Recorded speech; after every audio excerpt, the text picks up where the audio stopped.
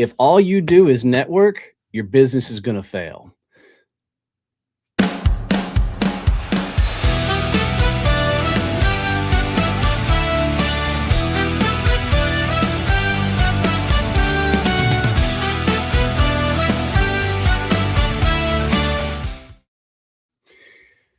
If most businesses don't stall because of lack of activity, they stall out because people typically get focused on one activity and expect that to grow their business. Hey, I'm Donnie Bovian. I'm the CEO and founder of Success Champions Networking.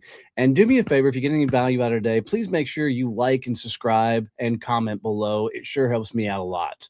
Oh, when I first got into business, like I didn't want to do a lot of things that it was going to require me to actually have a successful business. Like I didn't want to have to go prospect, talk to clients. I didn't want to cold call.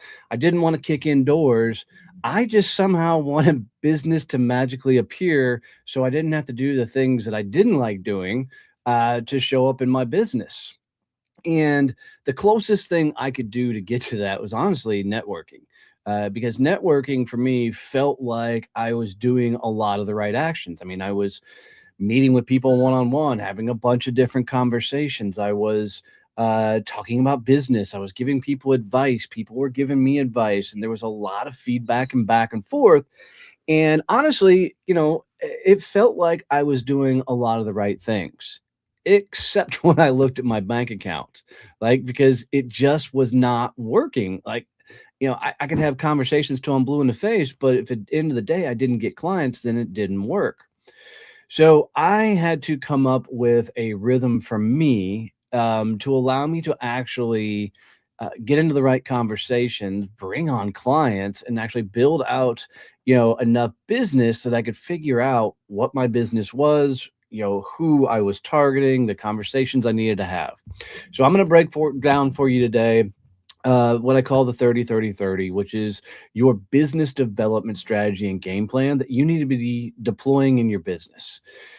Here's what I know, that most people, they are just trying to network their way there, and it's a lot of times it's the same fears I had. If I bring on too much work too fast, I will make myself miserable. I won't have freedom that I want to have.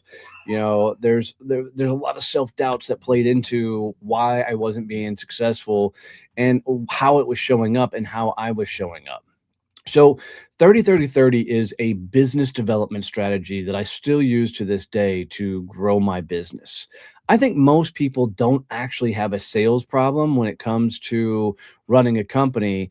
Because sales for me really is that final conversation when you can sit across from somebody and help them figure out that if they are going to go with you or somebody else as far as how solve whatever problem it is for buying whatever you're selling. Most people can handle that conversation fairly well. It's getting to that conversation that seems to kick most but everybody's ass, and trying to find people that will actually raise their hand and say, hey, yes, I'd like to buy your stuff. Yes, I want to buy your services. That's where it gets hard, is how do you go find potentially complete strangers and get them interested in what you sell and then actually buy the things that you're selling. This is where it makes it very, very hard. So what I put together is what I figured out along the journey that got people to actually lean in, have better conversations, and set me up to have a better chance at finding clients and people to say yes to me. So here we go. The first 30% of your time needs to be spent on networking. I'm a networking guy. It makes sense, right? So 30% of your time networking. But let me explain networking. Networking is not socializing. Networking is a activity that allows you to get into conversations with people and ultimately find yourself in situations where somebody can say yes or no to your services. Okay. This is not pitching the rooms. This is not pitching everybody you're talking to. It's about, selfishly building your company through interactions and the likes. I found that if I phrase myself to networking as building other people's businesses, I'm more successful in networking as a function as a whole. So I think that if I were to sit with most people and say, let's break down everywhere you're networking, everywhere you're spending your time, likely I would eliminate 90% of the networking they're currently doing because it's not leading to any sort of ROI activity. It's just a socializing for them. So when I think about where I should be spending my time networking, I have four places that you should have or places you should be attending that will get you into the right conversations. So here they are, four places that you need to be networking. Number one, you need to be in an association filled full of either your best clients or your best referral partners. So I found over the years that if I get into associations with, really, really good people that are, and if you're just tuning in, let me know where you're calling from, where you're listening in from, where you're watching this from. Though feel free to say hello. But if I get into an association that's filled with all the right people, man, I get into some great conversations. The second place you need to be networking is you should be looking at a nonprofit board. Okay. Busy isn't productive. Damn right, Ian. And good to see you, brother. So I like nonprofit boards for a couple of reasons. One, I want you to look for a nonprofit that is mission driven for you, something you actually give a shit about. Okay. And then I want you to look at the board of directors for that nonprofit. Because typically, the people who sit on a board of a nonprofit are decision makers inside of companies, right? They are people who make big decisions for companies. So they either own the business or high up in the business or they advise companies. Like they're great people to sit around. So the perfect combination is find a nonprofit that has a mission you give a damn about, and then look at their board of directors and see if those are people you want to network with. Okay. If you get that combination dialed in, I'll teach you really, really quick. This is how you get on their board. Okay. You go once you find that nonprofit, you go up to the nonprofit and say, I'd love to volunteer to help with the fundraising. Okay. And then go get part of the fundraising team and help them actually raise funds for their nonprofits. Uh, I can go into a full strategy of that, but I'll do that on another YouTube. But it is a fantastic way to really help them out. You're helping a mission you care about. You're helping them raise funds so they can do more of their mission, and you're connecting them with more people. Hey, Aaron, what's up, brother? So uh, next place you need to be networking is you need to have a weekly networking group like Success Champions Networking. If you sell B2B into the mid market space, Success Champions Networking is where you need to be. If you sell to small businesses or to consumers, maybe it's a BNI or a chamber group. If you live in small town, like your local chamber in small town is phenomenal. If you're in the big cities, don't worry about the chambers. They only care about economic development anymore, right? So, but you need one weekly group of people that are all trying to grow their businesses together. After that, the toughest one to get that I think you need to be networking, number four, is you need to have a private club. And this one I get, a lot of pushback on, but you need to have a place where you're paying membership dues and then able to get into business conversations. So this could be a business club, a golf club, a yacht club, country club. It can be a cigar club, a wine club, beer club, a poker club, right? I don't care. The combination is people are paying to be a member of it, and then business conversations can happen. So what I tell most people is that on private clubs and whatnot, business conversations aren't typically had. So I want you to actually create the business conversations. I'll use a country club, and I know that may be out of some people's budgets when I say that, but imagine if you're a part of a country club, right? That country club typically has a clubhouse that serves alcohol or lunch or whatever. Go look at their calendar and see if there's a get together of people that do a happy hour and all do business trying to figure out how they help and support each other.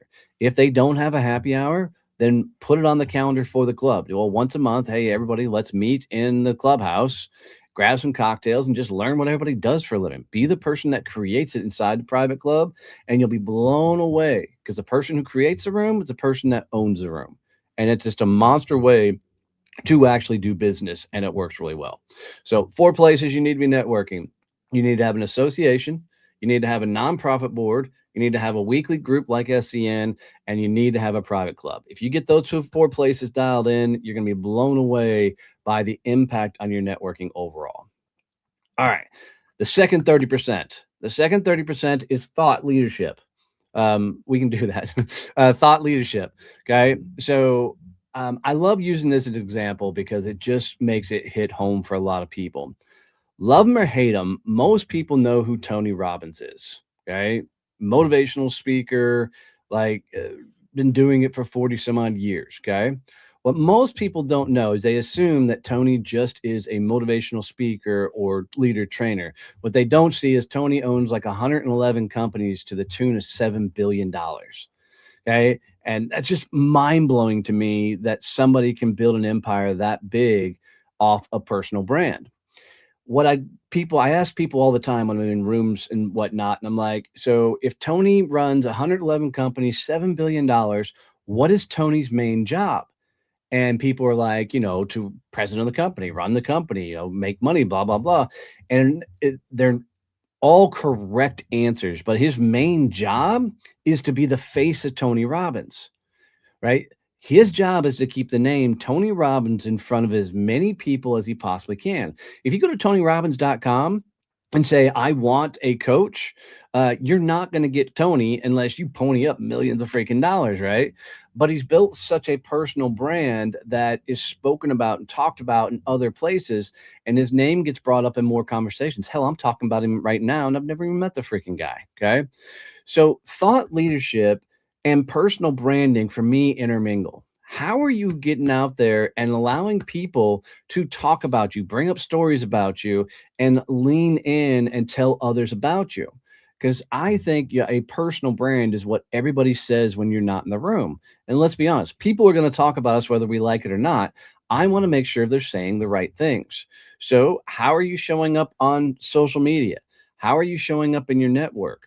How are you putting out more content? Are you writing articles, maybe writing blogs? Are you potentially speaking on podcasts or potentially speaking on stages? What are the mechanics you're doing to actually get your name out there? The simplest strategy out of them all is you literally could just go comment on other people's posts on a consistent basis. If you're going to do nothing but a commenting strategy, then your profile needs to be really dialed in so people understand who you are and what you do. Right? You just got to get that really, really dialed in. But most people, they're sitting on the sidelines thinking, I don't want anybody to know who I am. I don't want anybody to know my personal life. And I can tell you, there's a lot of things that you can talk about and share that are within the realm of, safe business conversation. Like, I've spent, since January 23 trying to build a personal brand on LinkedIn, and it's paid off in spades because I've, curated a community of people that are just amazing out there, which has led me to be able to speak on stages. And I know stages may not be the thing you're trying to do, but it's one of the things that's on my agenda is to get on more. So that's what I'm constantly thinking through and thinking about is, how do I get my name out there so others would talk about me? Like literally this Saturday night, a buddy of mine that I only met online 3 years ago, Lon Stronheim, invited me out to a private event with his community. We were, inside the Rangers ballpark and, touring around there. And then, I got to give a small speech in front of, all his people, which are 100% my people. And that all came from how I continually showed up. How do I continually teach and how I, continually, put information out there. So 30% networking, 30% thought leadership. And the last one, this is the one that everybody really gets on me about because it's the one everybody hates. You need to be doing 30% cold outreach. Okay. And cold outreach, this is everything from cold calling, door knocking, cold emailing, cold DMing, cold connecting, right? Anywhere where you're reaching out to people who have no idea who you are and you're trying to get a conversation going. But don't worry, I'm going to walk you through a process that I love to do, works really well for me, and has allowed me to get into just a ton of conversations over time. Okay. And that process is really simple. I will take out a piece of paper and I will write down who I want to sell to. It's called your ideal client profile, your ICP. Okay. Who is it? I want to know if I'm selling to individuals, how old are they? How much money do they make? Are they married? I want those details. If I'm selling to companies, which is our world, right? What industry they are. And look, I don't want to pick the fight with you at a niche down. People have beat you on that plenty of times. Just pick for just this exercise one industry you want to sell and go after. Like put down the person inside the company you're going to be selling to. Okay. So let's say you're going after a manufacturing company, just to keep it really, really simple. Okay. If you look at the manufacturing company, maybe the CEO of that manufacturing company is your target of who you need to be, because that's the decision maker who buys from you. Okay. So if we take president, manufacturing company, now let's break down what other services do they buy that wouldn't compete with you. Well, now, at the top of so do it this way, draw a triangle. At the top of the triangle, put you and your industry. In the center of the triangle, put that manufacturer, that president of the company. On the bottom left and right of the triangle, what I want you to do is put down two industries that don't compete with you, but also sell into that manufacturing company. Okay. And the reason I want you to do this is because if you put those two industries down, it's going to make your cold outreach really, really, really simple. So the theory behind all this, well, it's not really theory. I know this works because it's how it's worked for me, is if you can get connected to the people who sell directly to your best clients, like people that are complementary vendors of what you sell, right? Then you can have more dynamic conversations around the clients and people you work with. So let's say, for instance, you sell, I don't know, fractional COO services. Okay, into companies. If you sell fractional COO services, then meeting fractional CMOs or fractional CROs, fractional chief operating officer, fractional chief marketing officer, fractional chief revenue officer, right? If you sell to those type of people, then what you'll find is connecting with a lot of those people that are also vendors going after the same company as you are can lead to a lot of very, very cool conversations. So if we think about it this way, if I can meet those people who already have my clients, the chance that I can build a relationship with them and then get introduced to their clients is a lot higher than meeting with a bunch of just generic people. Okay. So here's how I want you to think about your cold outreach. If you can break that down, who are the vendors that also sell to my ideal client, don't compete with me, but if I met with them, might lead to some business. If you figure those out, those become all the people that you're going to do your cold outreach to on LinkedIn. So let's say pretend you're a fractional chief operating officer, fractional COO, and getting the fractional CMOs would help your business. I want you to go to LinkedIn every day, in the search bar, type in fractional chief operating officer, hit enter, click on people, click first, or excuse me, click second and third connections, change the location to where you want to be if you want to be close to you or whatnot. Put your home city in. And then I want you to just connect with five people that are these people that are adjacent to you. So imagine you're connecting with five chief marketing officers every day, and no message with a connection, no verbiage, anything like that. What I want you to do from there is literally wait 24 hours. That next 24 hours, send five more messages out, but see the next day who's connected back with you. And the people that have connected with you, I want you to send this exact frame, this exact message custom to them. And that message is simply, hey, John, thanks for connecting. How did you get into the chief marketing officer game? So, hey, John, thanks for connecting. How did you become a fractional CMO? Okay. Just that very simple sentence, nothing big. Keep it very, very, very short, sweet, and to the point. What you're going to find is people will respond to that. Why? Because they like talking about themselves. And what you're looking for then is the person to say something back to you and start telling their story. If it's a person that you really want to network with, however they respond, as long as it's positive in nature, say, hey, that's a really cool story. I'd actually love to hear that in person. would you be up for a virtual Zoom networking call, strictly networking, nothing to pitch here, and learn a little bit more about each other? I have a 95% acceptance rate of that message of people saying, yeah, let's have that conversation. And imagine what happens to your business if you get into uh uh those type of conversations, with those people. It should ultimately lead to business. So if we recap this entire process, 30 percent of your time you should be networking. 30% of your time you should do thought leadership. 30% of your time you should do cold outreach. If you get this right, guys, this is how you build your business. This is actually a business development strategy that you can put into play. There's a lot more things we can add in here, but I want you to get this down into a way of actually making it work. And people ask me all the time, Donnie, how much time do I spend my business development activity? Year one, 90%. You need to be a whore, right? And just try and get as many conversations as you possibly can. So whatever you determine is the amount of time you're going to work for your business, 90% of that time should be in some sort of business development activity. Okay. Years 2 and 3, it can start popping back. And ultimately, I can't tell you where you need to be and have to understand a whole lot more about your company and what it is and what you do. But if you are financially not hitting the revenue goals of your company, making the money you need to be making in your company, then majority of your time needs to be spent in these 3 activities. And I promise if you get these dialed in, it will work and you will win. So thanks for hanging out with me. It's been a fun conversation, one of my favorite topics to really teach people.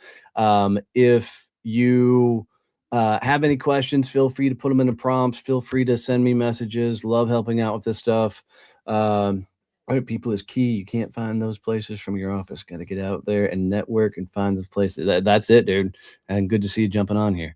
So, all right, guys, we are going to wrap it up with that today. I'm here every Monday having these fun teaching moments. Make sure you like and subscribe and comment below. And if I can ever help you with your business, and I can tell you, all I want is for you to win. Small business owners are the only people that can change this world. So we need you to win to help have a bigger impact. I'm going to get out of here. Love you, mean it. See you. Bye.